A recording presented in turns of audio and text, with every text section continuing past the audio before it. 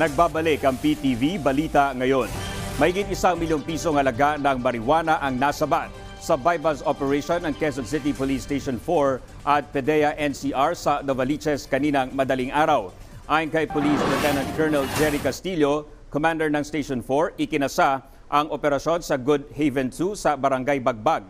3 sospek ang naaresto sa buy-bust.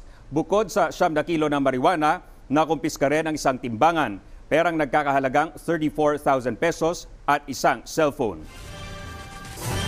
Samantala, nagsagawa ng cleanup drive ang Department of Environment and Natural Resources, Pasay Local Government at isang pribadong kumpanya sa Manila Bay ngayong araw. Bahagi ito ng International Coastal Cleanup o sabayang paglilinis sa ating kapaligiran na ginugunita ngayong araw. Nilahukan ito ng 11,000 na volunteers. Ayon sa DENR, mahalaga ang ganitong aktibidad para mabawasan ang mga basurang napupunta sa dagat at mga katubigan. At yan ang mga balita sa oras na ito. Para sa iba pang updates, i-follow at i-like kabe sa aming Facebook at Twitter sa @PTVPH. Ako po si Dominic Almelor. Magandang hapon.